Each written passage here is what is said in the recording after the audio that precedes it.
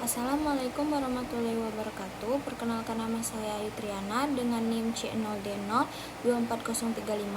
Di sini saya akan menjelaskan tentang mata kuliah akuntansi perpajakan dengan judul materi konsep dan pencatatan kewajiban jangka panjang dan ekuitas. Pertama-tama kita masuk pada apa itu kewajiban jangka panjang dan ekuitas. Merupakan dua komponen utama dalam struktur laporan posisi keuangan yang memiliki peran penting dalam mencerminkan kondisi finansial suatu entitas.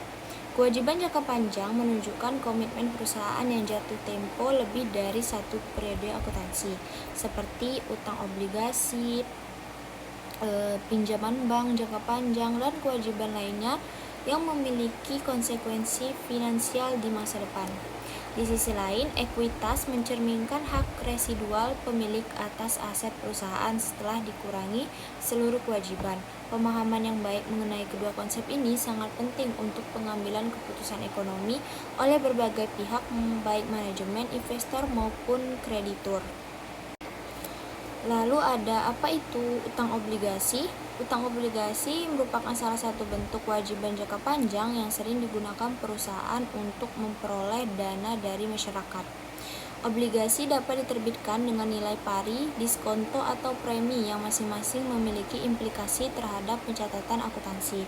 Selain itu, kewajiban jangka panjang juga dapat diklasifikasikan berdasarkan apakah kewajiban tersebut dijamin atau tidak dijamin, serta apakah memiliki tingkat bunga atau variabel. Lalu klasifikasi kewajiban jangka panjangnya yaitu kewajiban jangka panjang adalah kewajiban yang jatuh temponya lebih dari 1 tahun atau satu siklus operasi normal perusahaan. Dalam praktik akuntansi, kewajiban ini diklasifikasikan berdasarkan sifat, sumber, dan karakteristiknya.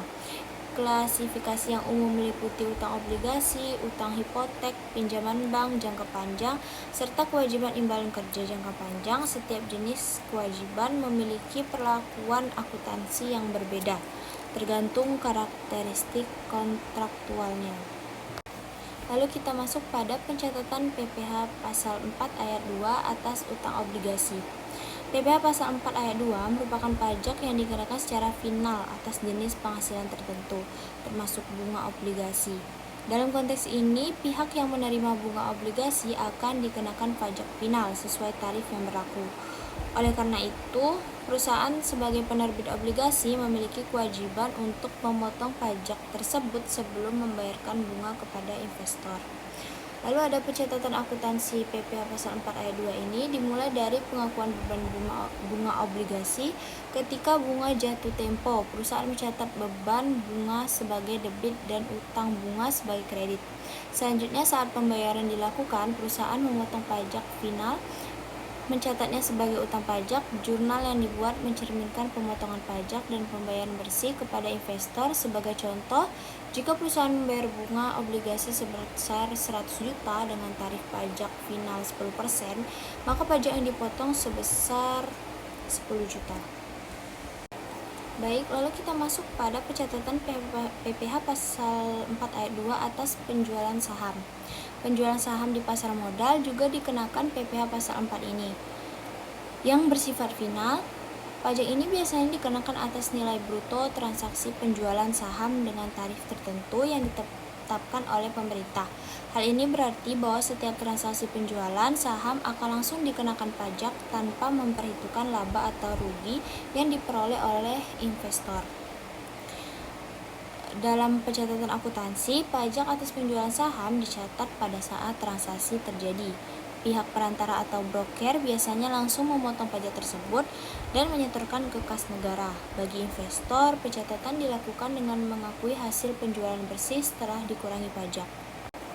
Baik, kesimpulan dari materinya yaitu kewajiban jangka panjang merupakan salah satu komponen penting dalam laporan posisi keuangan yang mencerminkan komitmen perusahaan dalam memenuhi kewajiban finansialnya di masa yang akan datang. Keberadaan kewajiban ini tidak hanya menunjukkan sumber pendanaan perusahaan, tapi juga menggambarkan tingkat risiko keuangan yang harus dikelola secara hati-hati oleh manajemen.